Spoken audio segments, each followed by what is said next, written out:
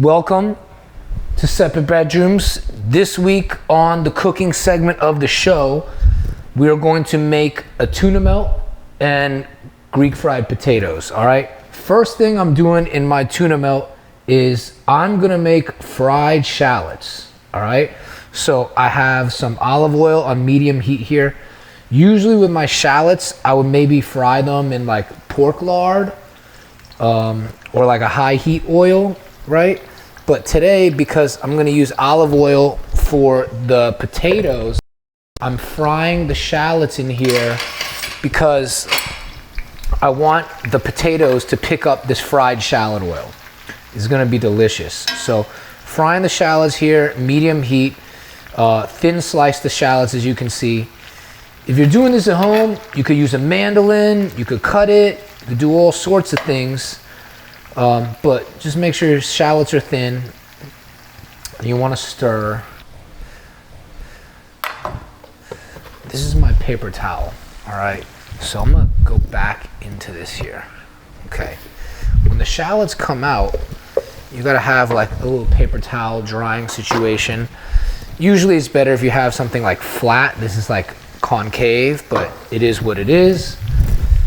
Trying to get this done before our guest James Shin gets here, and the reason why we are doing a tuna melt today is because James Shin is our producer on Tuna Melt, so we are feeding him the namesake dish of our script. The script was written before the strike. This episode is not about the script. I'm just saying James is our producer. But yeah, this is a pro WGA strike show, right? Julius, you're pro strike. I'm fucking pro strike. I'm not pro strike. I'm pro the studios paying people what they deserve. That's what I'm pro. I would love to get back to work. That would be fucking cool. But we do have more time to pod in these days. If you're wondering where wifey is downstairs. She's getting ready. But again, James is on the way. We ran behind today. So I'm starting the cooking segment. And as you can see here, I got some fucking safe catch tuna. All right, this tuna brand is known for being the lowest in mercury. So if you're gonna give your pregnant wife tuna fish, get the low mercury joint. This is 25 times lower than the mercury in other tunas, they say. Boom. One of my favorite places to get a tuna sub back in the day was Farmer in the Deli, Brooklyn, Fort Greene stand up. I believe it's on Myrtle and Adelphi. Then also, I think the best tuna sub I've ever had bought outside is City Sub in Brooklyn. They're in Park Slope now, but City Sub stand up was always my favorite tuna sub. I like a tuna melt though. That's my preferred, is a melt, not a sub. So if I can get a tuna melt, I really do prefer that. A sub bread to me is just kind of like wackish bread. If I'm gonna have like an Italian combo or like a chicken parm or a meatball sub, I do fuck with that. But for tuna, I really prefer a tuna melt.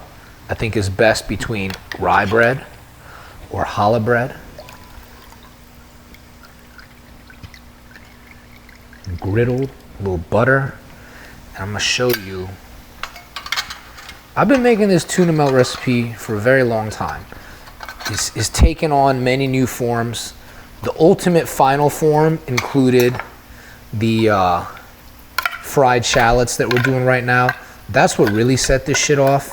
And I use fried shallots in a lot of my cooking, like minced pork stew, Taiwanese turkey rice. I'll be using fried shallots a lot. All right. They only had 5 cans of the Safe Catch at the store, so I also am supplementing with this Tonino.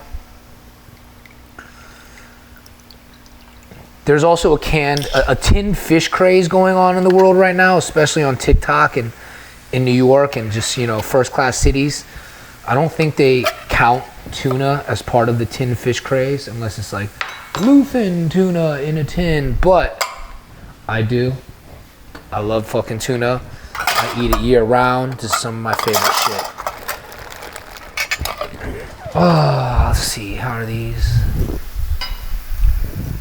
Shallots are looking good here, all right? So when you do your fried shallots, you see this is around the time it's potential danger zone. They're getting drier. They're a pale yellowish. Very soon it's gonna change colors and they will go brown. I like to take them out when they're deep yellow because that means they're gonna continue to cook, and then once they rest and chill, they will be brown. I like a golden brown shallot, so I take them out when they're kind of deep yellow. I'd say another 45 seconds here. All right, so while we wait on that, we have this tuna here. I'm gonna use this QP mayo, all right, Japanese mayo. Very liberal. I mean, we got like, I think what, 6, 7? We got 7 cans of tuna in there, Julius. That's a lot of mayo. Here, chopped cornichons, all right? Chopped cornichons, be liberal depending on how much pickle and acid you like in your tuna salad. French Dijon whole grain mustard. I'm gonna do like that much, all right? Now, hot banana peppers with some of the juice reserved going in. Capers. This is a good amount of capers with a little liquid. This I'm gonna save for later. Here comes honey. I like a little honey in it. Now, salt.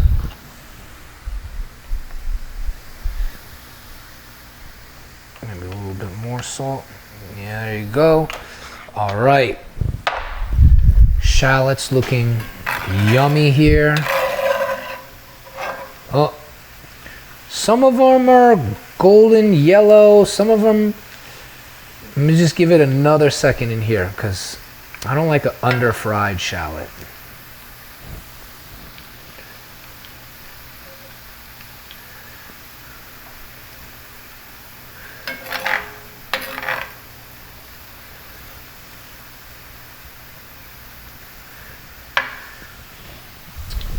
Julius, you can jump cut this, you know, later. Just the fried shallot portion.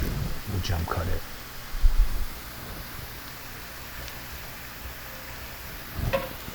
Let's see here. At this time, I'm gonna turn the oven broiler on because I will be broiling to finish this dish.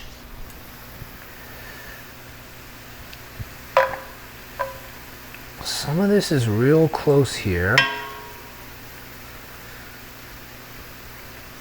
Almost, almost.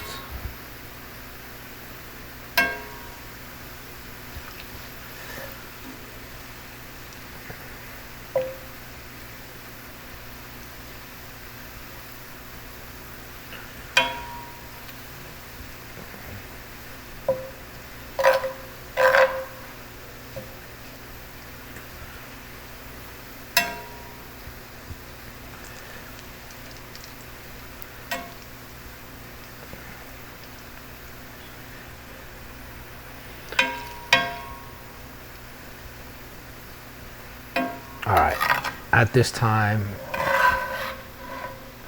it's time to pull the shallots. Reserving as much oil as possible.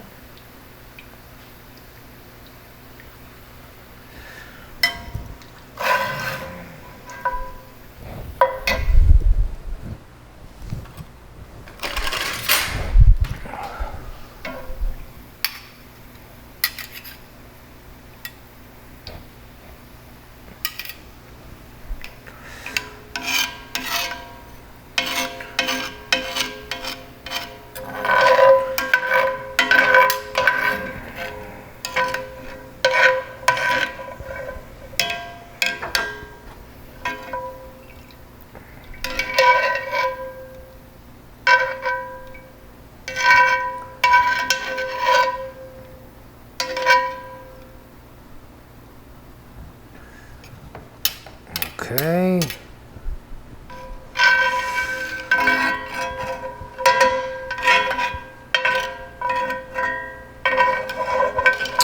And now if your shallots get really, really dark, it's okay. As long as they're not like burned, you're good. These are beautiful. All right, I just don't want any burned bits in there for when we come with the potatoes. But this is looking pretty good.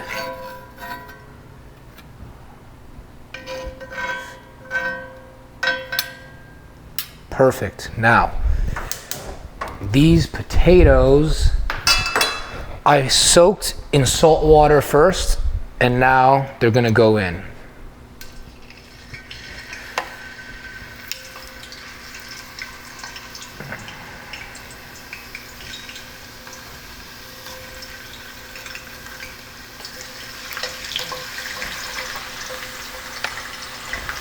Medium heat, all right? Put your potatoes in there, medium heat. Let them chill. Shallot oil with the potato. This is gonna be delicious. We may get a goddamn out of Julius today. He's not committed yet. He needs to see more, but I feel like we may get a goddamn out of him today. Yeah. This dish is good.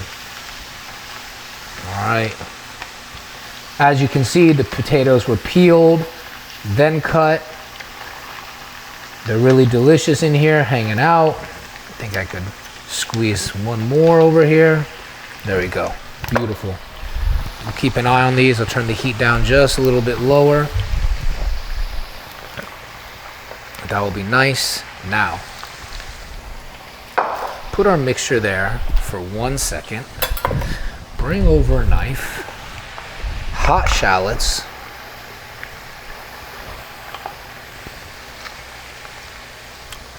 And so this was 2 whole large shallots. So that is enough for the tuna we got in here.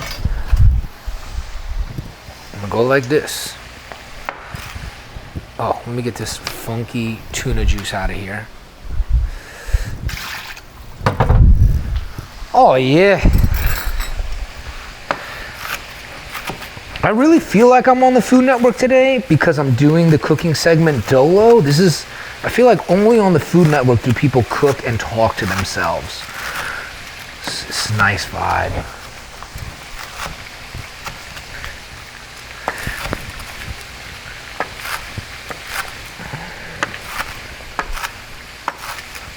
I feel like my mom is gonna watch and be like, yo, you should have talked more this episode. You didn't talk enough, but I do think the sound of shallots crushing is meditative. I like just watching people cook at times quietly, so I'm into this. And hopefully wifey joins us, you know?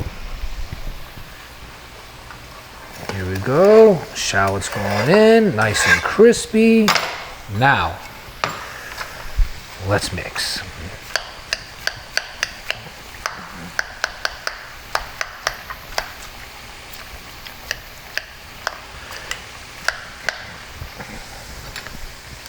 I need a better utensil here.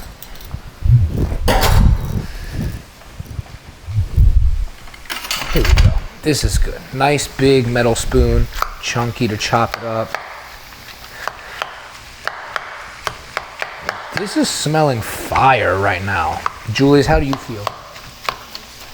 He's excited. He said he's excited. I don't know if the mic picked him up, but he said he's excited.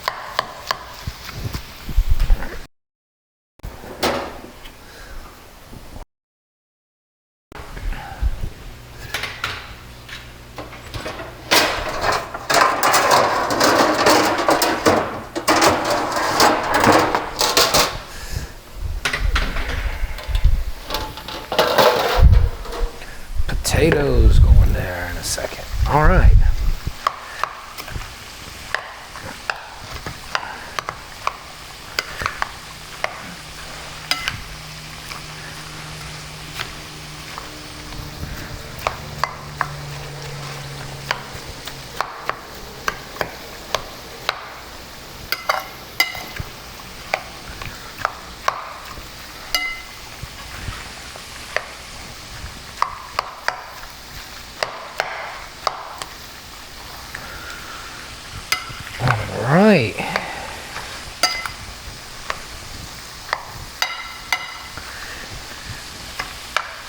as you can see, it's not like super mayo-y, but it's enough mayo where it's definitely binded, and I can mold it and I can shape it. And the key really here is to just get all your tuna flaky.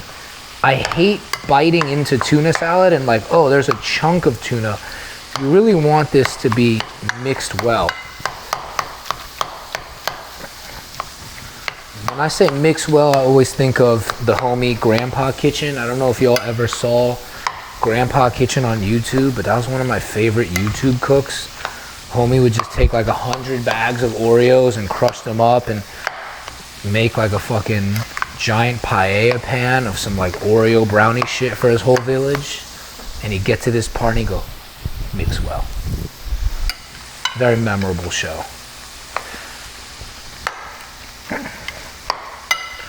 All right, I'm gonna taste some of this.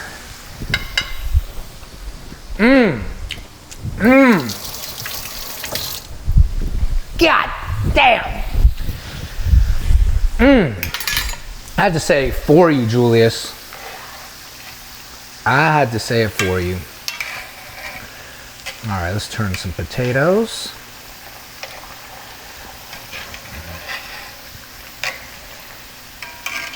Turning over potatoes.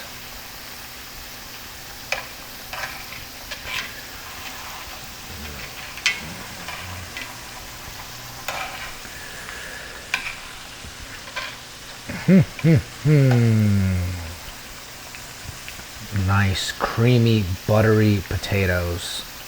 This is looking good here. Very pro. There's some real fucking pro shit going on in this kitchen right now, Julius. The next step for this dish, let me get a wash here.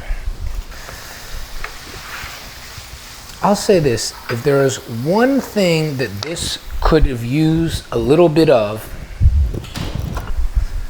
it is a little bit more mild banana pepper juice.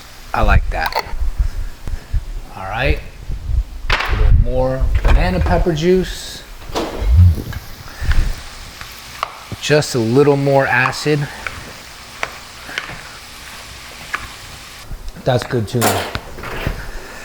Now,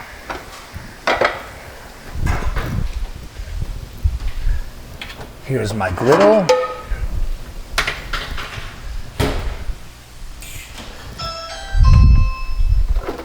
Oh shit, James is here. Let's take a break real quick, Julius. I'll go get James and we'll get on with this.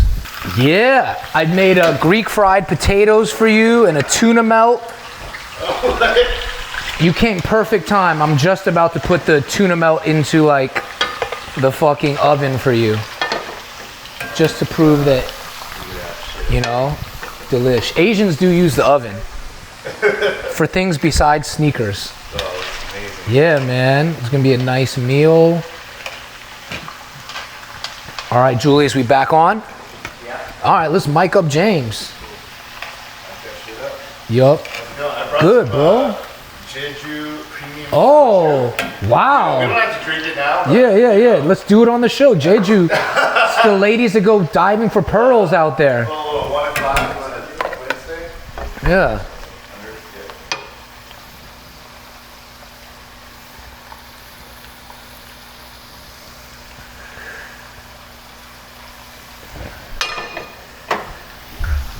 All right, this is gonna be sick.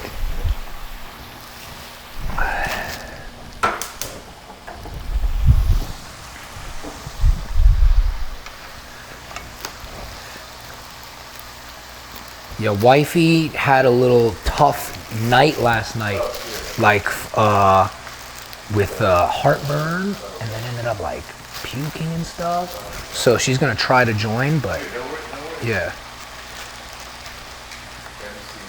Pregnancy is crazy, dog. Pregnancy is really a motherfucker. 9/11, baby. Yeah. Auspicious. Auspicious. All right, so James is mic'd up? Yeah. All right, cool. So, I'm gonna put this tuna melt into the oven for you, and then We will sit down and chat. But basically, here's the technique. So I have melted butter on this griddle, all right? But I really like to have my shit kind of broiled. So this is James's tuna melt here. I'm keeping it flaco, skinny, you know? I've been seeing all the Jonah Hill posts about losing weight. So I'm trying to lose weight like Jonah Hill, my man Jonah Hill. And he's doing it. He's doing it, bro. He's doing it. He looks great. Looks amazing. You could tell it's not Ozempic. Yo, so, I don't know much about that. Like, what is that? It's just Ozempic is like a diabetes medication that also just like helps you lose an insane amount of weight, just like in pill form. So people have been going crazy with the Ozempic. But they'll just get it somehow without. Your doctor has to recommend it to you. Like my homie just went in for a checkup, and the doctor's like, "You're overweight. You want Ozempic?" And he's like, "What?" But now he's really considering it. Amazing. Yup. So cheese here. Oh, look at that. I love the tuna melt. Just how you're thinking, bro. Look at this cheese ratio here. Bang. All right. And so we should introduce James. All right. James is a world-renowned producer of Dave. All right, world-renowned producer of Dave, but also the producer of our film Tuna Melt. Yeah. He's instrumental in getting SZA into this film with us. You know, we got a lot of other casting surprises we'll be announcing in the coming months. Yep. But we're very pro-strike dudes. We're like all about the strike. Hey, look, we support our writers, and we're gonna make the best film ever. So yeah, best film ever, and you know, like it's groundbreaking stuff. I'm not just saying that. Yeah, how did you feel when you first read it? Not to like, honestly, you could be like, it's dog shit. No, you say it's dog shit. The good news is everyone who's read it and who gets it, they fucking love it.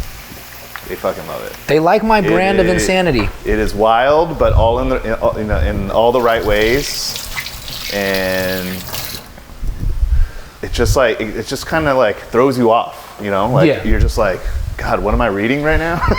Yeah. But literally that feeling I had when reading it, it was like when I was whatever, I forget how old, 12, 11, watching Pulp Fiction. And I was like, wow, I shouldn't be watching this, but this shit is crazy. It's a naughty film. It's definitely a fucking detour. But that naughtiness is, I think, kind of the evolution, if you want to get intellectual, of the whole like Asian diaspora thing. You know? It's absolutely. Like we have so many voices. We have like different mentalities. Like there's the Disney stuff. I mean, you did the Disney stuff. Yeah. You've done that. But there's also like that other layer where you sort of peek underneath and, you know, we're fucked up and twisted and you know, and we could be cool with culture in a way too, you know? Yeah. So no, for me, the reason I went with you, obviously, like, was a fan of what you were doing at Sony and stuff, but you were the first one to read it, and this script, it's not overtly like, it's an Asian story, you know, like, we have an Asian character, we have an Asian family, but everyone else is very multicultural, but you understood his dilemma and his attempt at truly like engaging America despite all of his immigrant trauma, all of his issues that have to do with being Asian, but not really. Right. Yeah. And you were really like, yo, this is Asian without trying. Yeah. And I really like that. That's what I'm looking for. That's always what I'm looking for. Yeah. We got a lot of great filmmakers who have told the story that you would expect, you know? Yeah. And they do it great, you know? Film and TV, by now, like, there's a lot of examples. I love what Sonny did with Beef and evolving that conversation for, like, the Korean American experience, you know? But this one, man, it's also funny as shit, so. It's fun, man. And it's called Tuna Melt, like, come on. And I just also feel like it is a cool time being an Asian like filmmaker and Asian artist. There's like a critical mass of Asian actors you can cast and choose from. Like a lot of people have come up the last few years. And then I think we are fully delving into all of the like crevices of our Asian American experience. And it's like being Italian American in the 70s, late 70s, early 80s. That's right. You know? That's right. You got all your art stuff. You got your Scorsese things.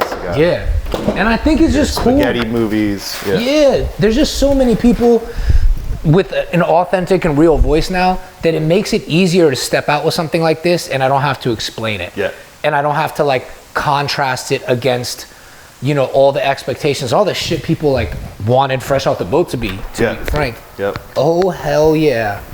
Here we go. Just like that. Just like that. Oh, shit. Woo! Oh, man, look at that cheese. I love it. I love it. Nasty. There we go. Wow. Damn.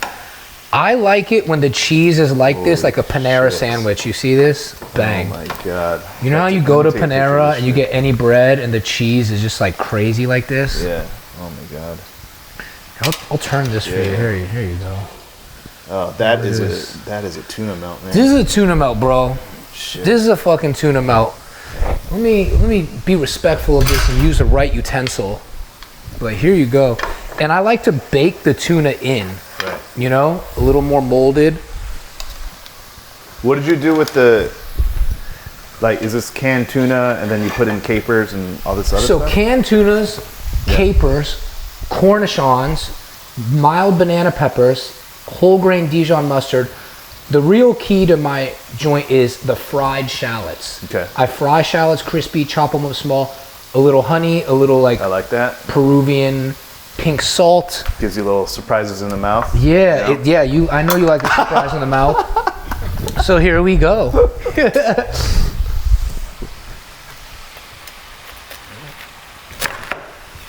All right. There's James's, and then I have my junior tuna melt here. Nice. Oh.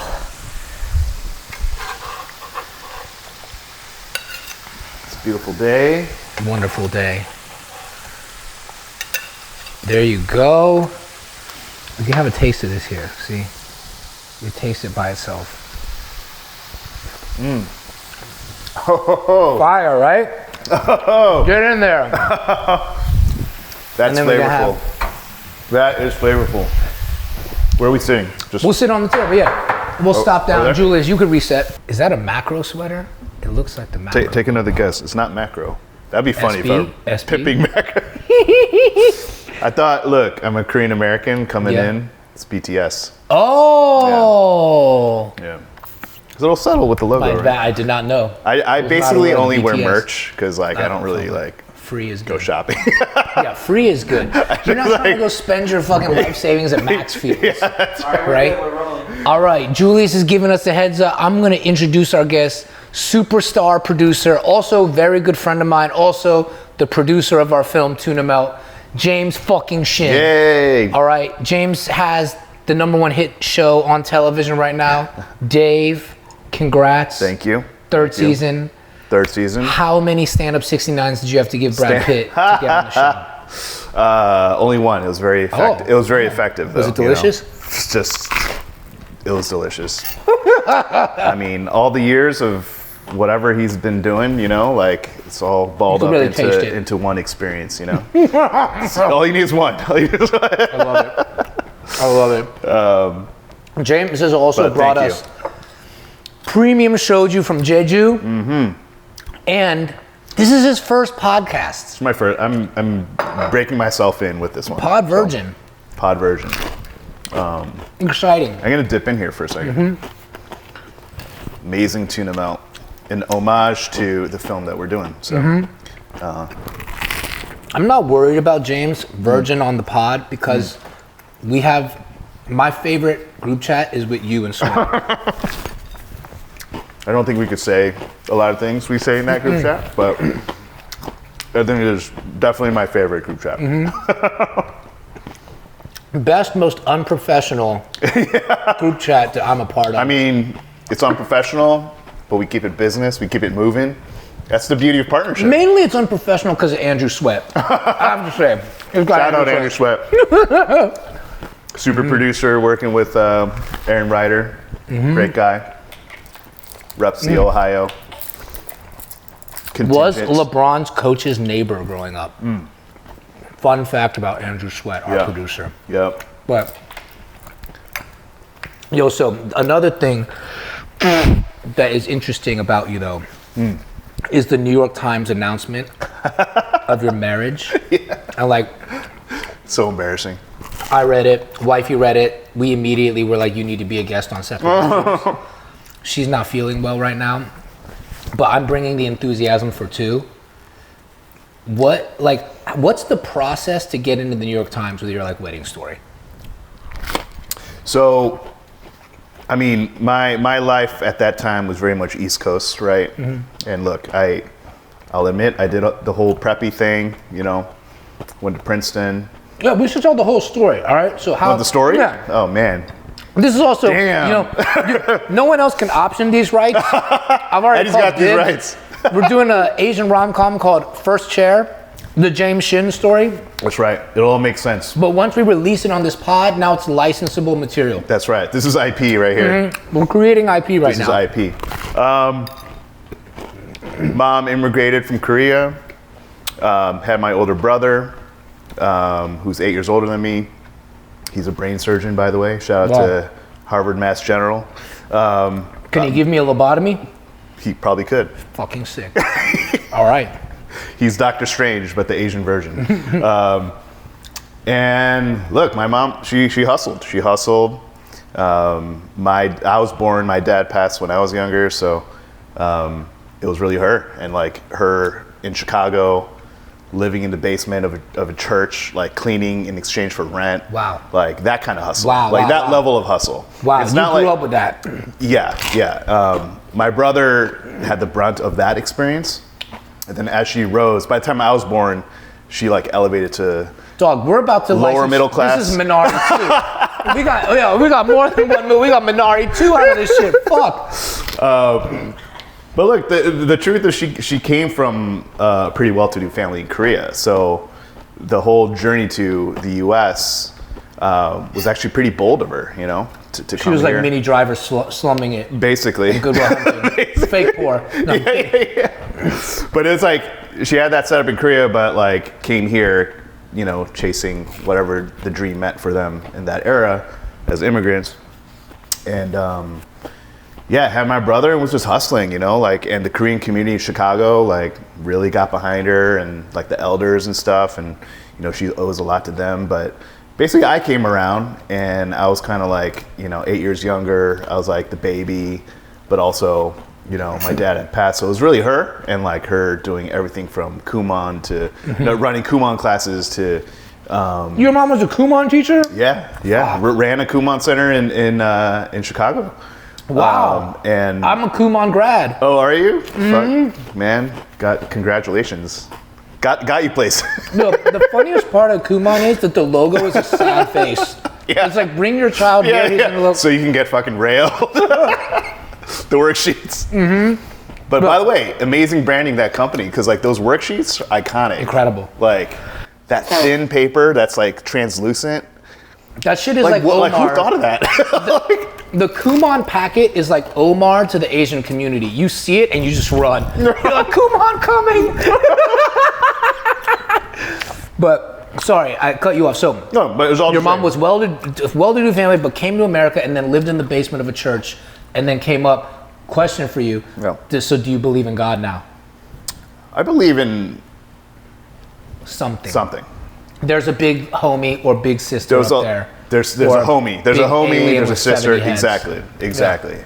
By the way, I love alien shit too. I've been getting into that. Aliens are coming. They're here. There was a clip in Vegas or something. Did you see that? Yeah, the big alien, the Like was 9-foot sitting alien in like in a the tractor or backyard. something. Bro, he looked like the guy I was like from zooming Watchmen. into the grainy footage. Like I'm all in for that. Yeah, You know. I'm a prediction here.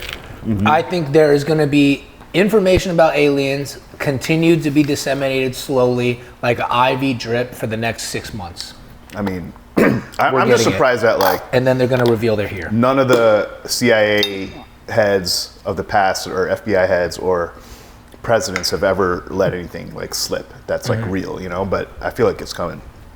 It's coming. Harry Reid was trying to snitch. Right. No. Oh yeah. I remember that story. Yeah. Respect to Harry Reid for trying to snitch. But, Yep. so sorry, your mom did Kumon centers. Kumon Center. Came up, then you came around. I came around. I was like, you know, a little bit of like just like a wild child. Had my way, But at the same time, look, you know, from my mom's point of view at that time, it was really how do I make it, and how do I get my kids to just excel in this world, where you have not much. Yeah. You know? So her version of that was what some people would call the tiger parenting model, you know, and all the money that she made would go right into violin lessons, piano lessons, sports, like all of it, right? Yeah. Just like crush it, like math, like just excel at everything. I mean, it's like a meme by now. It's like all stereotypical by now, but honestly, that was my lived-in experience. That shit was real, you know, like A+ or die, you know? Like, No, you know, I would literally, basically die. that's another movie title, A+ or die, you know, like, and it's like a Get Out style horror movie or Yeah. something. My parents told me, yo, get A+ or die, and then Yeah. I wanted a dog in like 6th grade, and they're like, all right, if you get straight A's, you can have a dog. I got straight A's, 1 A-, and my dad's like, you can have my dog. My dog's not your dog. You take it for a walk and feed it. I'm like, this is the worst fucking deal ever. Yeah. This dog was already in the house. It's not what I wanted. I wanted a German Shepherd, and now I have to take care of your dog. That's my reward for getting straight A's, and I never got straight A's again. The reward was more hell. I opted out. I was like, Yeah. I will not do business with this man again. Yeah. That's incredible. But let me ask you, your experience, like, are you the same way with your kids? You know, I think about that a lot. I mean, just the very nature of how we live right now, it's just not apples to apples, right? Yeah. Live in Encino, have a house, like they go to private schools, expensive ones. Like it's just like the lifestyles are different. I do find that this whole notion of wanting them to excel at everything they're doing and to give their all to everything they're doing, that I'm definitely like, I love, you know, like I want, like if you're gonna play tennis, like crush it. Like don't just like sit back and like, you know, let the balls just whiz by. Yeah. Like chase after things, you know, like basketball. But you know, like thankfully I feel like, at least I'm seeing with my older one, who's only 5 by the way. So, but like, you know, I see that like that workhorse demeanor in him, which I think will kind of bode well for whatever comes at him, because he could take on anything. I also always think about not wanting to parent in the same way that I grew up, you know. I want him to have fun. I want to give him great things, and not that I didn't have that, but it's like, like I guess we could just be more chill about it. Yeah. You know, there's a way to be like chill and aggressive at the same time. Yeah. Versus being aggressive and aggressive. You know what I mean? Yeah. Like being full tilt at all times. Because that's what my mom was. She was playing 2 parent roles, immigrant experience. How am I going to get my kids like to elevate and eventually like provide for me? You know, right? And so I think she had 0 personal life. So it was like, you know, it's that shit. You know. No, I have a question for you, because I think a lot of us, when we speak on like podcasts or publicly, a lot of Asian people, we talk about the experience just like you have and I have, but there's like another layer to it, and I would be curious what your thought is. And I feel like it's always like unspoken and understood in our community, because so many of us had a similar experience. But what was it for you with your mother pushing you to excel that hurt your feelings? I think, and this is going to sound cliche as fuck too, but the whole never good enough notion. Yeah. Like, that's fucked up. Yeah. You know? Yeah. Because you get that A+, you get that first place, you get that acceptance into the best school, and then what's next? It's never ending. What you know, and then, again, I say it's cliche because it's like these themes have been harped upon a lot in our recent like projects out in the media, you know? Yeah. But I think it was that. Yeah. I think for me is that it's like, why isn't it like what is enough? And I think it's actually a universal theme. I think people really kind of aggressive businessmen or artists, or they're always looking for how can they out-challenge themselves, how can they get better. So I think that mentality is actually in everyone. It's not actually just specific to like me or you. You know what I mean? So I think it actually applies to like any immigrant to America. You could be Mexican, you could be Ukrainian, you could be Persian. It's a similar experience because we're escaping from a place, and for us to survive here, we have to be excellent.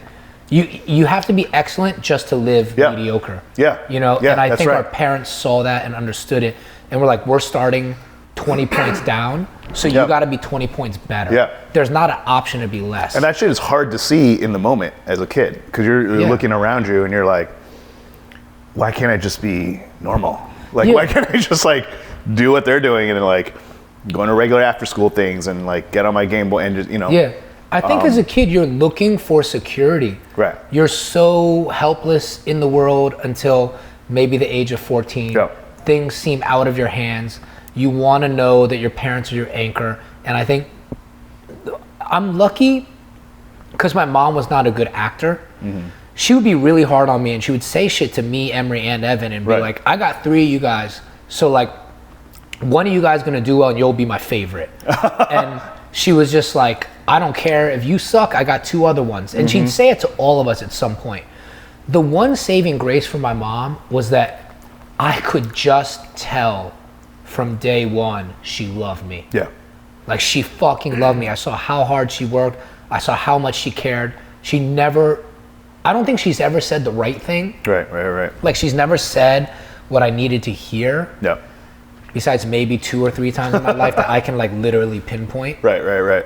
But the one saving grace was I could just tell like this woman through her pores like fucking loves me. Yeah. But the thing about the excellence shit that really bothered me was I would ask her, I'm like, Mom, what if I'm just like not good? Yeah. What if I'm not good at this? What if I'm not good enough to be the kid that you want? Yeah. And she's like, you have to, you're gonna do it. And Yeah. it would just fucking bug me out because I'm like, all right, if I don't achieve this, is my mom still gonna fuck with me? Right. Or am I just like thrown out on the street? Yeah. That really fucked with my head for a while. But then it got to a point where I was like, fuck it. If she does throw me out, these are the skills I have. Right. I know how to flip this. I know how to do this. I know I could sleep over there. And I just started to develop other skills. Same. You know, there's that, and I don't think they would have ever thrown you out on the street. Like, I think you probably knew that. But, yeah, in college it was like, you know, because essentially I played with my first orchestra when I was 9, right? Yeah. So all this training and literally after school, hours a day, like non-traditional childhood. And there's a flip side to that. There's a reason why I'm an entertainer right now. But like, you know, you go through all this training. I performed with my first orchestra when I was 9. Like, had all these opportunities. Like, played with, you know, Yo-Yo Ma and Bob McFerrin. Damn, son. Like all this stuff. And I was a soloist on both instruments. Like Yanni? No Yanni. Yo-Yo Fuck Ma. with that guy's hair though, man. Yeah. Wow. Yeah. Yo-Yo Ma. I mean, mad respect for that guy. Yeah.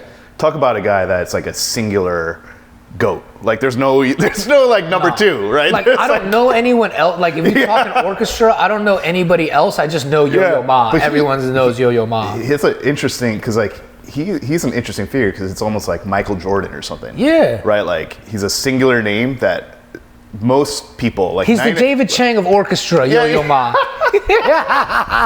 That's right. But you were, so it's my bad. I cut you off again. You were saying the orchestra, you were working hard and all that stuff. Oh yes. So in college, it was like I had a career from like 9 to 19 where I'm just like performing, soloing, and look, if I, you know, there was a juncture where I could have like gone the conservatory route. You were a music prodigy, basically. Basically, Yeah. There was a thing that. Young Whiplash. Yeah, Young Whiplash. Y-U-N-G Whiplash. Yeah. Just, no, but it was, I just like had this self-awareness by the time I was in college where I just knew that I didn't have what it took to like get to the next level. You know? What was it? I think like going to college and just and seeing the other Princeton people. for what it is, like intense academic, whatever, like it's still a liberal arts college. Like you still see a lot of other things, right? Yeah. And my high school experience, I went to a boarding school. I was still like very much in the mode of like excelling, you know, getting these instruments in order and like performing and being all about that. College, everything opened up and I saw, you know, there's different things I could do. Like, you know, I have a good rapport with people. Like I can do things that are not just going up on the stage, playing music. And that's the kind of burnout period that started to happen. Yeah. And so that circled back to look, Mom, just not good enough for this. Like, Yo, I I'm literally don't curious. think I'm good enough for this. So when you saw the committed other enough, yeah. students like playing instruments, what was it they had that you didn't? Was it like a particular skill, a characteristic? I'm just kind of curious about it. Or that you just didn't care? I think it's just like, it's the care. It's Yeah. the care. If I really just like turned into the robot and just like continued the work ethic of hours a day of practice, I probably could have done some damage, you know, in a professional capacity. But I just didn't care. I didn't want it. Yeah. I love movies. Like, back to like the other side of my childhood experience was I would I get dropped off at like the Northwestern practice room for hours a day, right? But I would figure out that I could be just as efficient by practicing for 1 hour, and then for the other 2, like going to downtown and just like sneak into a movie. Yeah. So I saw every movie in the 90s, like, Sick. and I reference like, you know, people ask me like producers who were influential, literally Jerry Bruckheimer and like Brian Grazer, because like they were producing half the movies in that era that were like somewhat iconic. And I just remember seeing that, you know, those credits and being like, man, that is sexy as shit to be like putting together this art form where you're pulling from every single art form. How'd you sneak into the theater? Because I feel like every kid in every town got their own way, but like, how did you do it? You know, I knew like a person there who became like, oh, okay, you're coming in, you know, like, and you'll buy the kid movie, and then, and at that era, like it was pretty lax, and like you could like, you know, jump to other movies, and like there's no like pomp and circumstance, you know? Yeah. We had this one movie theater that was like in a different part of town than mine. It was like kind of in like Longwood area. I lived in Orlando. But their exit, like they would just open the exit and mad people would come out. And if you just went in when everyone exited, you could like go watch movies for Amazing. free. Like me and the homie snuck in and watched Half Baked. That's awesome. And once I did that, I was like, shit, I could do this every time. Yeah, I use my competition money for that. Wow. Damn, son. I think my mom took like a 50% commission though, so you know, of all my earnings. Wow. I mean, she should, you know, room and board, food, everything, you know. But I would say too that the thing is like, it is a really important thing. Like your parents will tell you to excel in something, or somebody gets you to excel in something. But you're never gonna be great unless you love it, because to be great, it's not just about talent. I would say, literally, I think 35% of it is talent. The rest is like how much blood are you willing to give to this thing? You know. And like when I made the decision of like, okay, I'm not gonna be Yo-Yo Ma, I'm not gonna be this great conductor. Like my mom, when I started performing less and practicing less, she's like, oh, so maybe you'll be a conductor and be like Tuna Melt or some shit like that. And I was like, nope. I mean, look, mad respect for those guys, but but I just wanted to pivot and like medicine wasn't for me. I saw what my brother went through with that training, and I was like, oh my God. Law just seemed like, for a creative person, just a little too it's out not there good for me. Like it's just not good for my health. I know you did it. So I'm curious about your decision to go to law school, but. Well, I went to law school because I had 2 assault charges. At 17 and 19. It was like clear, you know, like all the like violence in the home had like added up, and it was like starting to spill over into like outside the home life. And it was just like anyone who tested me, I would fight them. And then when I caught my second charge at 19, I chilled out. Teachers saved me. Literally, English teachers saved me. And they would just be like, after class, come hang out at office hours with me. Because I was on felony probation, so I couldn't party, I couldn't drink, I couldn't smoke. But my teachers made a lot of time for me. They were the best. They literally saved my lives, these teachers at Rollins College. Who knew, right? But, you know, I rehabilitated myself, and I still couldn't get jobs. Like, I wrote for the Orlando Sentinel. I got offered a job. Then when the dude met me and saw me, was like, I don't know if it's gonna work out. And anytime I had to check the box, it was just like, interview went well, but then we ran the record. Like, I don't know. And my dad had the idea. He was like, yo, you're in trouble with the law, right? Maybe get in good standing with the law. Go study the law. Oh, interesting. And it was such an immigrant way to look at it.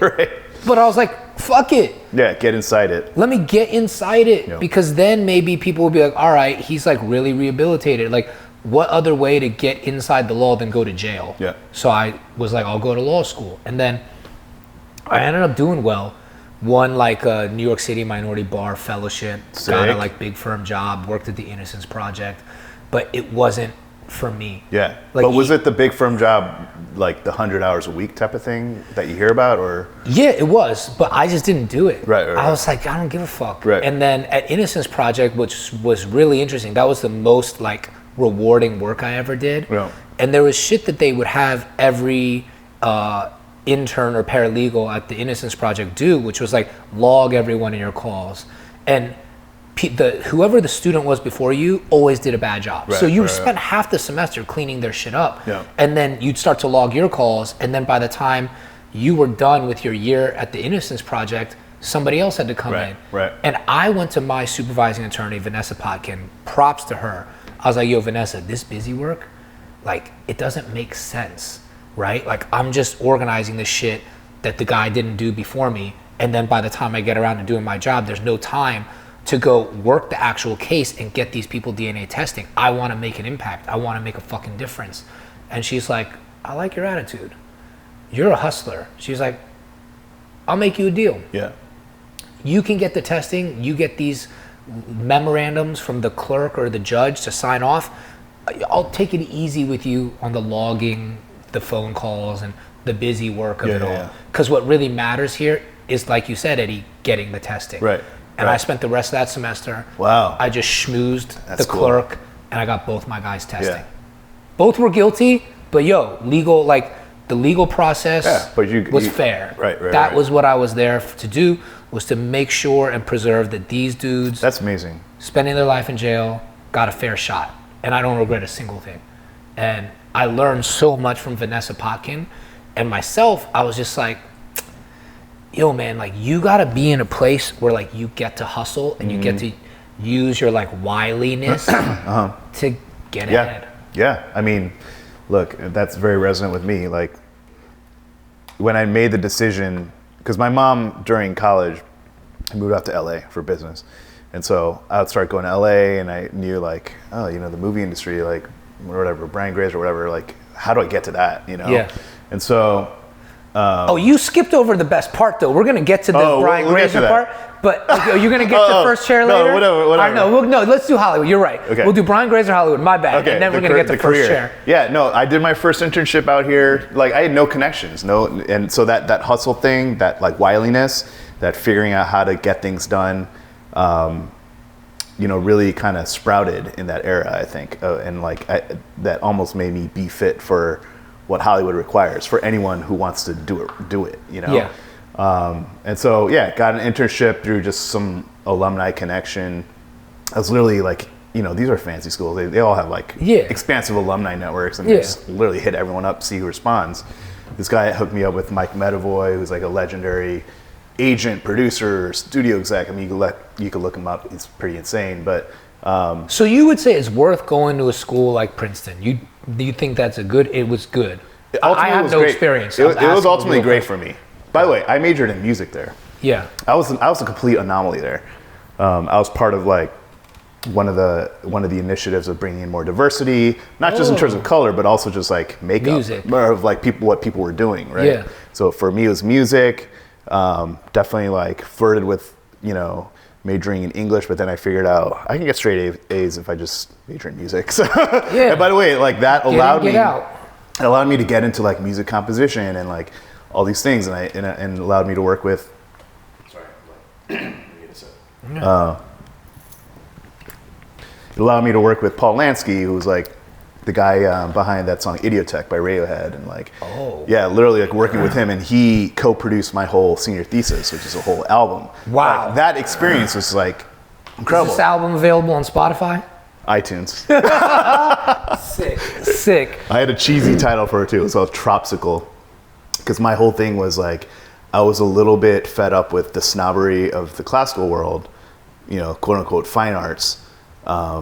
And I was also disturbed by the lack of respect from the pop art or the mainstream world for the fine arts world too. So like I was trying to bridge the gaps. And so Tropsicle meant electronic pop classical smashed together. So when you said it, I thought you meant a tropical popsicle. I was like, hey, yo. that's how the nasty side of me came out. Tropical electronic pop. Okay. Yeah, and like and it was a senior thesis. So is the album fire? I mean, you got to listen to it. Okay, it's hard for me to listen to it. Can we drop some of it into the episode?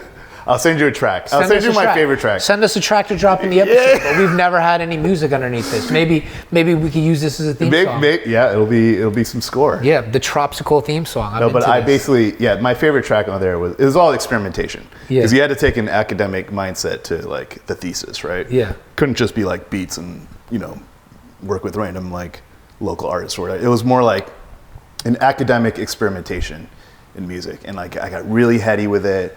Worked with one of the greats of electronic music, like literally a pioneer. Like he created that background of Idiotech. Like he, and that's such an iconic track. And so I had him. I made these things, and that expanded my world. And one of the tracks was like, literally, I was like, how can I upend the notion of like how people see the violin? So I took the violin as if you strummed a guitar, and like created this strumming pattern. And then took 6 violins, and they're all strumming in different ways, to create almost like a kind of Eastern Indian kind of meditative vibe. Oh, word. But then I would layer it with like electronic, like violin notes that were affected, honestly, sonically. this sounds like what The Weeknd is about to do to Lily Rose Depp's song. Yeah, that's right. This is about to be what they remix World Class Sinner with. Yeah, that's right. I love it. Yeah. I love it. No, but I don't know where I was getting with that. So no, I'm gonna listen to Tropsical. It may become the theme song if you license it to us for a good price. Yes. Yes. I did license it out a bunch. When I was like out in the real world, just like let's see what I could do with my music. And so but just so the people listening know too, it's like, so you went to school, you worked the connections, you got an internship with this dude Mike Medavoy. Yeah. And then what happens there? And then so that internship, I was literally, one thing I had to do was just like call his like every name in the phone book to make sure the numbers were updated. Yeah. I don't know what kind of job that was, but like for some reason he wanted them all updated. Logging calls. I also, that's exactly what it is. But I read a ton of scripts and I was like, oh man, this is cool. Like I think the first Kill Bill script came my way during that era. And I was like, this is cool. Like, and obviously Pulp Fiction was like a huge moment for me in my childhood. So you read that too, or no? Kill Bill came around. Kill Bill came around. Like the script came around, and the movie was made like later. But that was my first Hollywood experience. And like Mike took me, like he my internship coordinator told him like that I had performed with these classical greats, and he loved classical music. So he kind of like, I ended up being basically his bitch for a while, filling his gas, quartering his bagels, like all this stuff, like all the Hollywood stuff that used to pass, but you can't now. But you also got to learn. I learned what it meant to be in this town, and like, and also like, I was the only Asian definitely in my class, in my intern class, right? So did that. I mean, it was only a few months, but it was enough for me to be like, okay, this is cool. You like it? Yeah. I like it. I also knew that I had this big music background, so I had to utilize that somehow. I had to take advantage of that. So the next summers I did like Arista Records in like marketing, and that was like not fun. And then like a recording studio, and that was just like a lot of sitting around and getting people water. What is this adding to my, I guess it's just like a resume like notch. Electric Lady Studio. Yeah. Fuck. Yeah, that's right. Okay. I did all these cleaning things. jizz off the couch. Yeah. Maybe not that. But. So then, but what's the break? I guess like you knew you wanted to be in this, then you're meandering for a little bit, but what's the break? So I mean, the story it's so like this, like literally, you might get confused because you're like, how are you doing all these things? What's the big one? What do you think? Like the break? Yeah. Honestly, it was getting an interview at William Morris, which was at the time such a tough interview to get. I don't know if it's easier now, but you had to have connections. This was peak William Morris. They had like Ben Affleck, Matt Damon. Well, this is William Morris agency. So this is before Endeavor. This is before Ari Emanuel. So this was actually like Mad Men style William Morris. It's a little bit like this is 2006. Okay. 2006. So I got in there and there was this whole like suit and tie thing and like a panel of agents. You have to like do it's whole dog and pony, but just to get a job in the mailroom. Just to get a job in the mailroom, and I think at that time it was like $400 a week. Now I hope it's more, but yeah, just mail carts, newspaper clippings. And by the way, I was like, what am I doing? Like, I grew up an artist. Like, what am I doing? But I knew that I had to get, like, if I wanted to be a producer or something, I had to start somewhere. I have no connections. Yeah. I'm willing to do this shit. And by the way, you're inside an agency. You're at the nexus of all information, especially at that level where you see everything come in and out. So yeah, I stuck with it, and then, had a mentor bring me in, this woman, Kara Stein, who was running the New York office, and she brought me in, like I was, one of a few minority assistants, and just kind of like really learned that game and worked through that merger with Ari Emanuel and saw kind of just the intensity of the business, at that level, and it was crazy, and knew I didn't want to be an agent.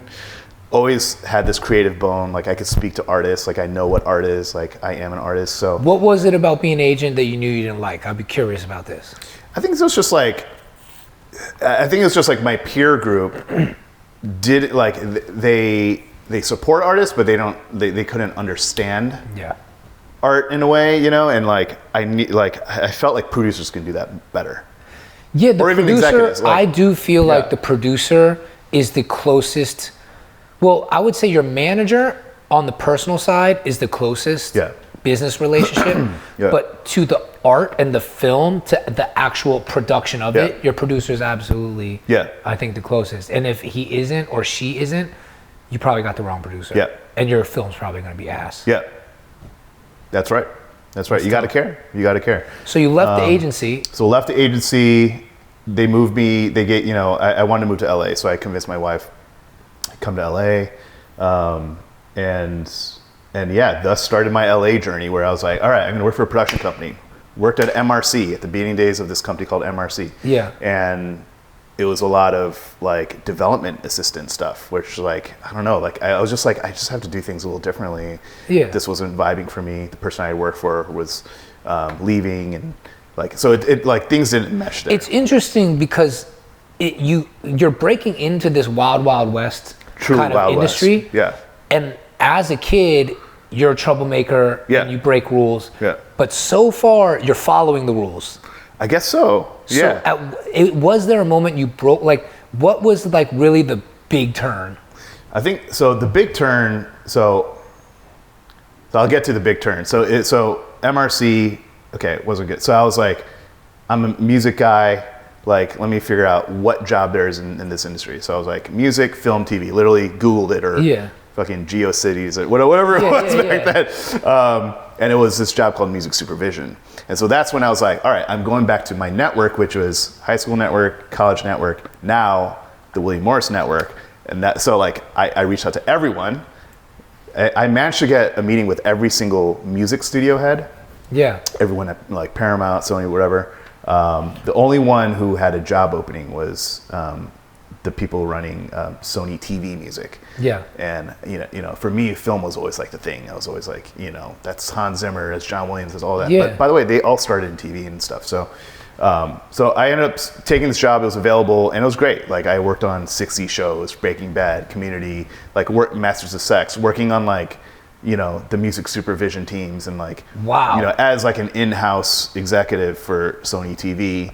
3 years into that, I was like, is this like promotions on the way? Like, am I going to be this music supervisor for life? Like, I love the job. It's a great job, but it's like, is this what I came out to do? Right? Yeah. And then like, if I get to a certain level and, and I suddenly say, I want to produce, you're not going to be taken seriously. So I knew I had to nip it in the bud there. And that's where I had a happenstance meeting with Tom Rothman, who was like the former chairman of Fox. He had just relaunched TriStar Studios. The horse. TriStar Pictures. And here's a man who's like, I mean, he's really impressive. He's also controversial in his own way as an executive, but I just have all love for him, because he saw something in me, and in that meeting he was like, why the hell am I meeting this music guy? Like who wants to be in film? Like, do you know what we do? Like, and I gave him my full pitch, like, like the story I just told you, like in a condensed way.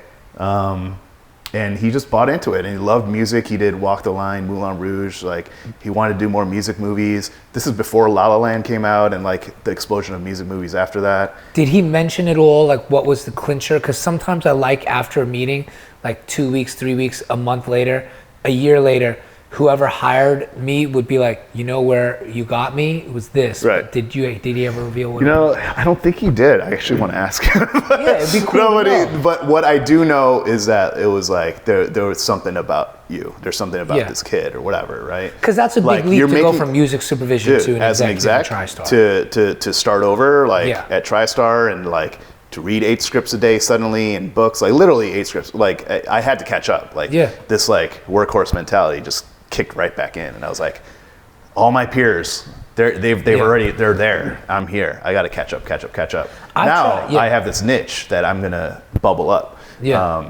But there's 2 people that I attribute to this. I think that was like the break to what I am now.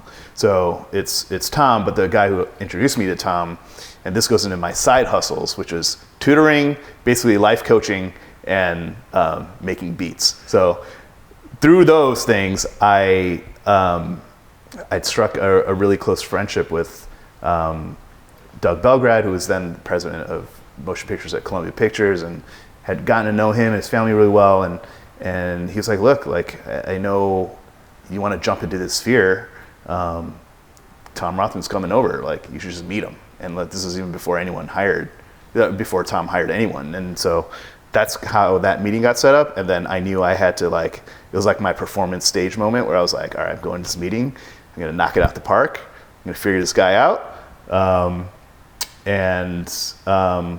I'd like to think that I did, because I think that was a really crucial moment where I was like, oh shit, someone serious in the film business took me seriously, and it's like giving me this shot. So then I was like, all right, I gotta really move from here. So then started my trajectory at TriStar, which I really enjoyed, because like Tom had this like hustle mentality too, because he was like chairman of a huge studio, now essentially starting up a relaunched studio, and he had to build movies from scratch. So I saw the hustle in him, and even at, you know, his experienced age, like he could still pull it off. What movie did you learn the most on there? Ricky and the Flash, which I don't know if you know that movie. No. It's a Jonathan Demme movie. Oh, one of his last. He did Blow. Yeah. Yeah. And it started Meryl Streep as an aging female rocker. So my whole thing of like, I want to work on like music-driven things, like that could really be like my niche or something. That was the first movie I worked on. And so is that why you feel you learned the most, because it was first? That was or was first. there something unique about the film that? It's more about it being first. And I was like, okay, big Hollywood production, I get to be part of it. I think I worked on Baby Driver, and that was the movie where like the script came in an iPad with a fully realized music playing along with the scenes. Yeah. And you saw like this whole notion of like artistry, and like I love artists who like take ownership. That's why I love Tuna Melt. Like you see this film, all your decks, your marketing presentations, all of it, you've got it dialed in. It reminds me of that when I saw like the Edgar Wright stuff, and I was like, wow, everything he's planning, from the stunts to the style of cars to the way he's gonna shoot it with like click tracks and ears, and like, this is beautiful. That guy's legendary. It's funny. Beautiful. He's one of those directors that just is always swirling around the people around me, because I was at Focus, and then he was doing, I think, Last Night in Soho around the same time I was doing Boogie at Focus, and I would just hear a lot about him, and people would always be like, yo, Edgar does it this way, Edgar does it that way. You guys kind of like, the music means a lot to him and stuff. So I would hear this about him. Yeah. It's dope. Yeah. And I love Shaun of the Dead. Yeah. I mean, I think he's brilliant. So like getting the opportunity to work on that, I'm forever thankful for Tom, Nicole Brown, like everyone who kind of worked on that movie. Yeah. And so that was like, okay, if I could in my career make another thing like even close to what Baby Driver was, like I'd be so happy. Yeah. But basically, I guess jumping to now, like, through the course of being the guy that now had all these relationships. Like now I had the music relationships because of the music supervision job. I had the showrunner relationships, producer relationships. I'm now a film studio executive. Like, I think through the course of that, I really sort of defined kind of a niche for myself. And so that's when like I knew all the people in the music game, and so like got with Scooter and Scott Manson and got into this game. And the funny thing is, my interview with Scooter may have been less than 10 minutes, and it wasn't going through the resume or anything. He asked me, what did you do as a kid? And I explained to him that like I had an untraditional childhood. I would, leave and other kids are doing this, and here I am like practicing, 4 or 5 hours a day, like, and 2 instruments at that. Yeah. So he was like, you're hired. And I was like, don't you want to talk about anything I've done? And he's like, all right, just give me the 2 minutes recap. Yeah. I did, but he was like, think I want to take a chance on you. And that reminded me of the Tom conversation, right? So this has happened kind of multiple steps of the way. And like I value mentorship, like everyone needs mentors, like especially in like a business driven career, Yeah. Maybe all careers, but like, but thus started my journey at Scooters, which everything you've heard is kind of rolled up into what I do, yeah. right? The agenting, managing aspects, which I don't call myself a manager, but there's still a level of like, we're representing a brand and all this stuff. Yeah. The producing aspect, the music aspects, TV, film, pop culture, and by the way, the kicker, like I grew up an artist, like I understand what that is too. So yeah, rolled up into one. And so the journey's been and that. I mean, you guys have been super successful with Dave. I mean, like, how'd Dave come about? Dave was one of the first things that came on my plate when I started, and I had never put together a TV show before. And obviously Dickie had a certain persona on YouTube,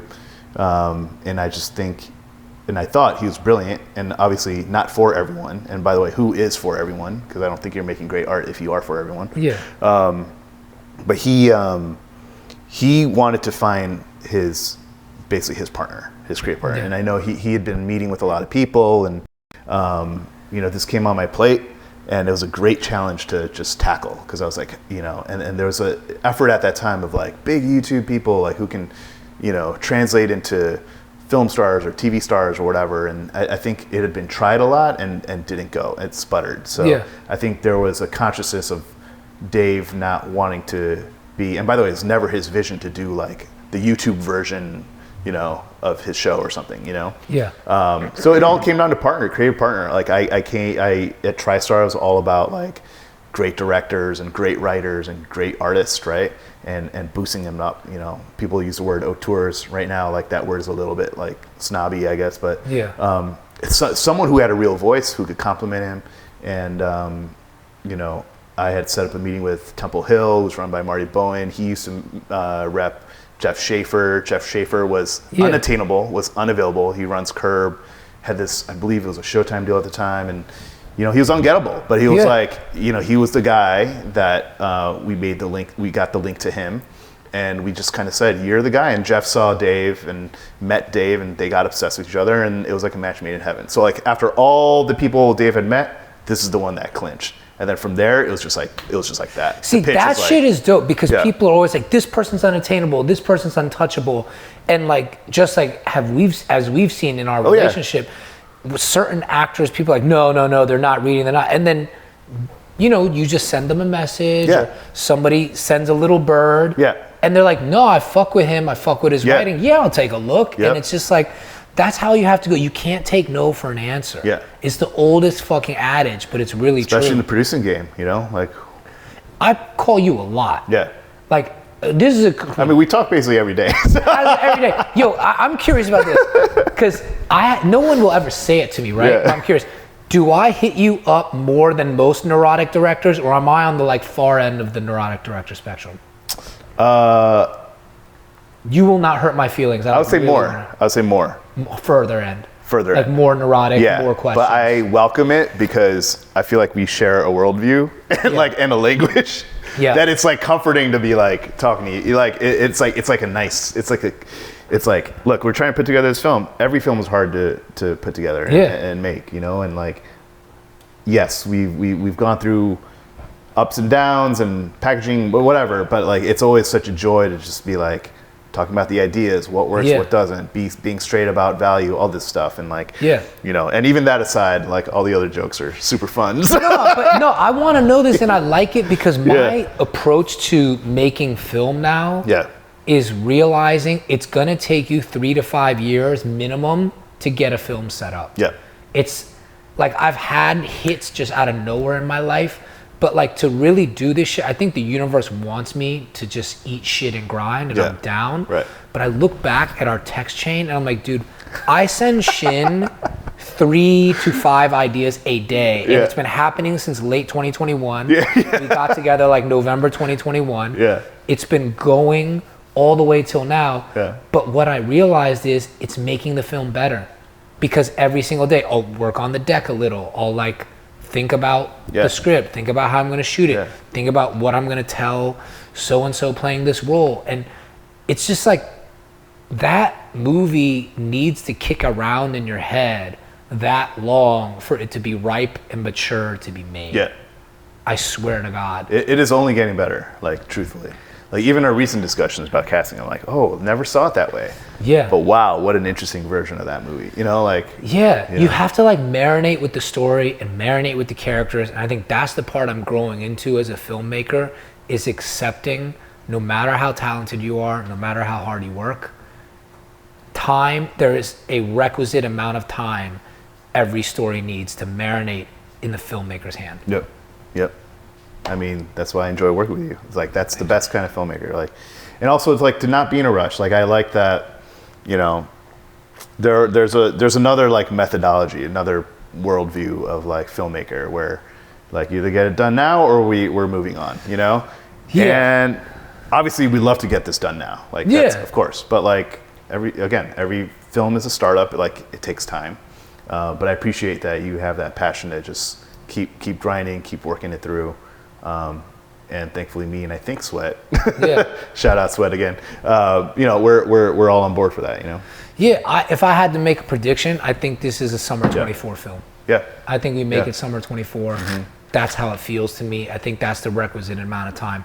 You still need time to like think about some of these things, you know, but on to the other project. First chair, baby. First chair. Tell us, First Chair, how did this happen? Oh man, I mean, so the New York Times. I guess, I guess you saw it in that. I did. The births of of the romance to my great wife. You know, the viewers haven't read this art. This is the James Shin romance story. This is how he met his wife. This is a good story. No, it was basically I mean, it's gonna sound dorky as hell, but like orchestra, right? That's the thing you do when you're a musician in college. Join an orchestra. And, you know, Janet, my wife, like, she definitely caught my eye, you know, early on. You know, I'm a sophomore, she's a freshman, you know, and, you know, college boys do what college boys do. You know, you're like, kind of like, you know, who can I get with? Who can I, you know? So I definitely, like, I've noticed her. So clocked her. She was also violist. She was in orchestra. I was like, oh, great. You were viola. I was violin. She was viola. And I had won the like concerto competition. Right.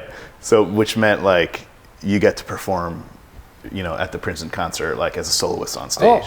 Right. And then so in the course of rehearsals, like, you know, I would like show up really late. I would like be a part of a certain part and I would leave, and you know, you Iversoned it. And like but then like the rep that I had, because I also liked having fun, like, you know, going out, hanging out with friends, you know. Jeju Soju. Jeju Soju, baby.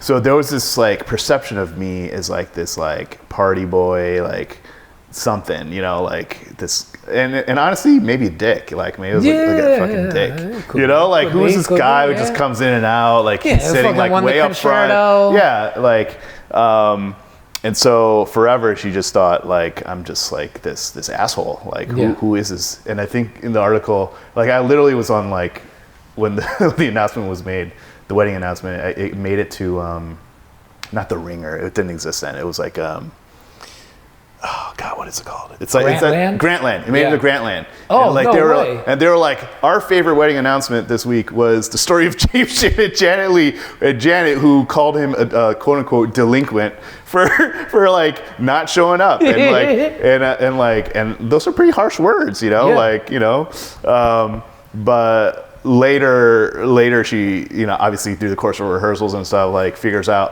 it's because like I'm the soloist. It's because like I'm the guy going up on stage doing this thing. Listen, sorry I wasn't there for practice. I was like too Hollywood or something. I had to focus on the big game. Focus on the big game. And then did the concert, then she caught feelings. Maybe that's where the feelings got caught. But did the concert, and by the way, she lived on the first floor of our dorm. I lived on the third floor of the dorm.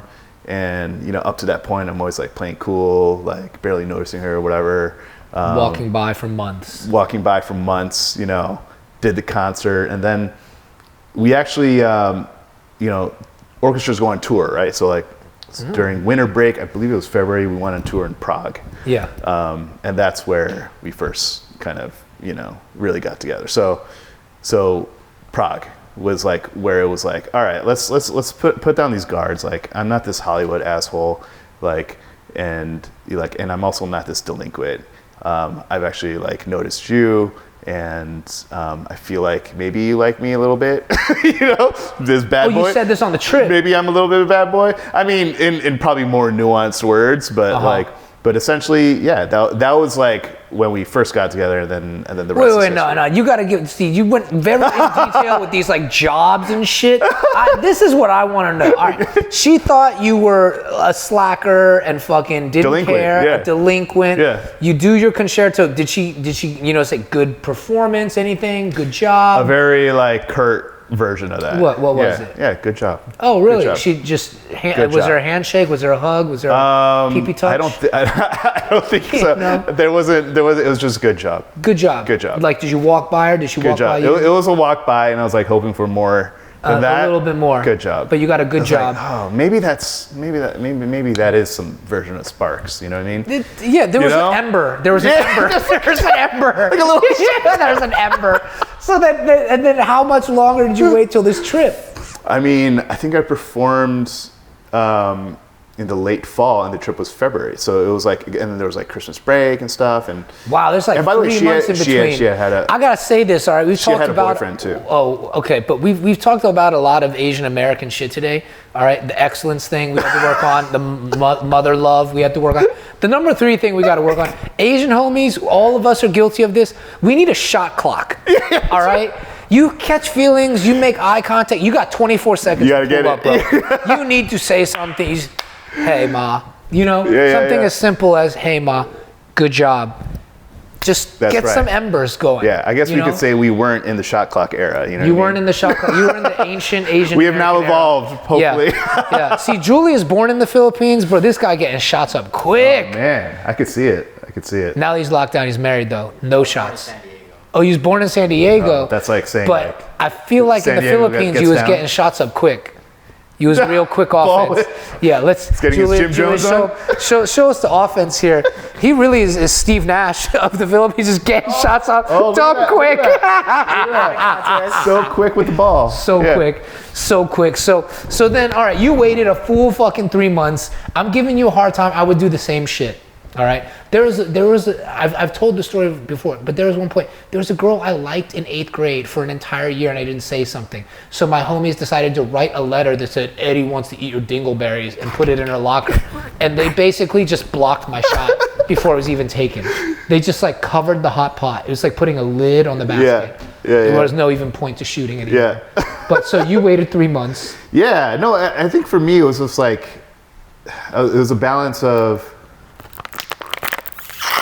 being cool but like when are you too cool? Like when do you make the move and being nervous about that? You weren't cool at all, dog. I wasn't cool. You weren't cool. I wasn't cool. I was like starting out on stage, and I was hoping that would be the thing, but nope, it wasn't good enough. All I got was a good job. You know what? And then it took like going to fucking Prague, beautiful Prague, I will tell you everything that was in the air. All comes around. Yeah.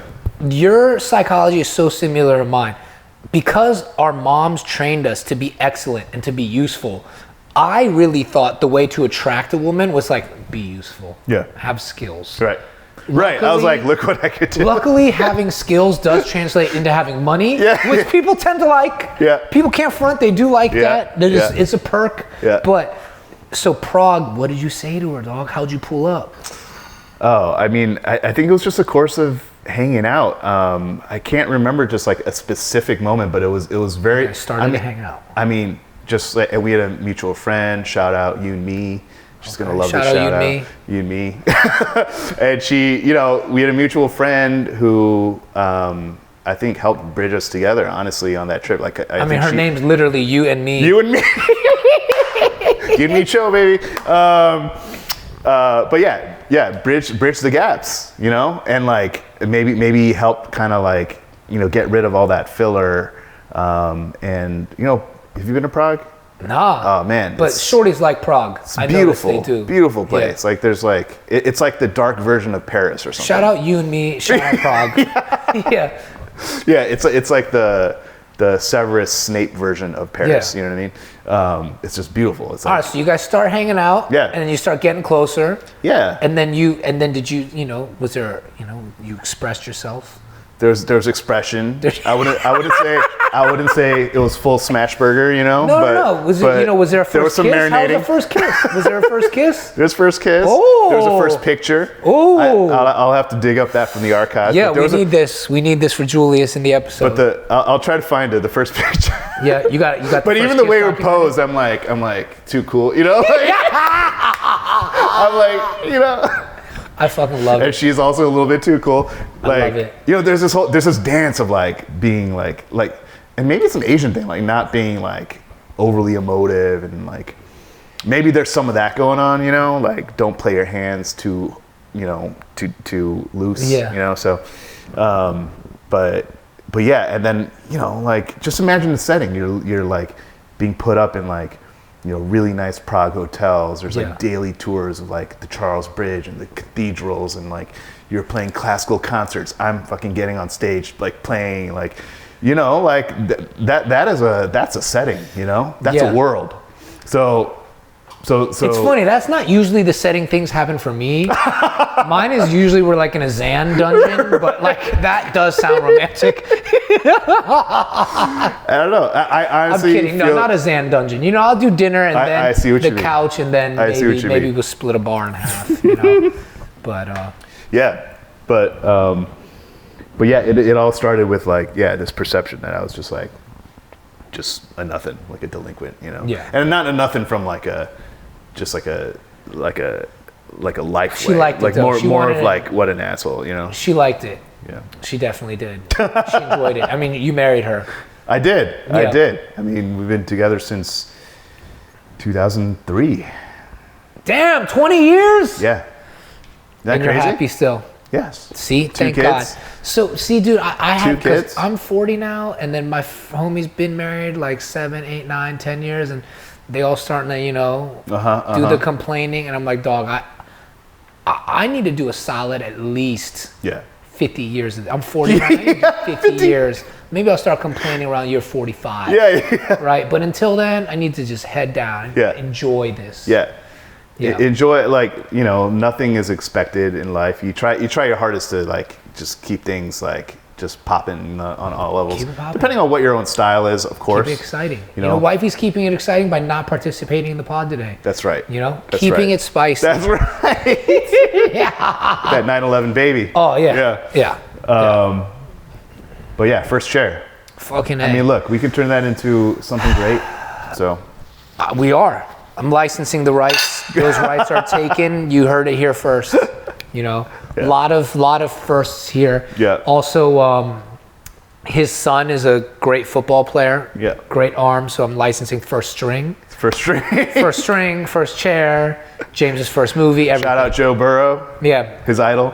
First pod. Yeah. First a lot pod. of firsts, man. No, we're gonna take over the first universe. Like that's basically what it is. How was this tuna melt? It's incredible. We do some notes, yeah? I'm gonna have the other half maybe in the car. Just on for the drive back. just for them to know. Any memorable notes? What's I think sticking out? What do you like about it? the crunchy notes inside the tuna. Nice. I think really set it apart. Really set it apart. Tuna melts. The tuna inside tuna melt are often bland And mushy. and mushy. Yeah. This has some real texture to it, and I know what you did. And the cornichon, like I see what you're doing there. You see the map. And the bread, man. The bread is crispy, but not too like it doesn't like it doesn't cut like the inside of my mouth. Thank you, bro. Rye bread from Diamond Bakery. I went out there to get this for you today. It's beautiful. Man. Yeah, so amazing. Yeah, James, thank you for coming on the show. Dude, you're a homie. Love you. Summer 2024, we're making the movie. You heard it here first. Guaranteed. If you want to write some checks, yeah. take Somebody Venmo write some checks. or Zelle.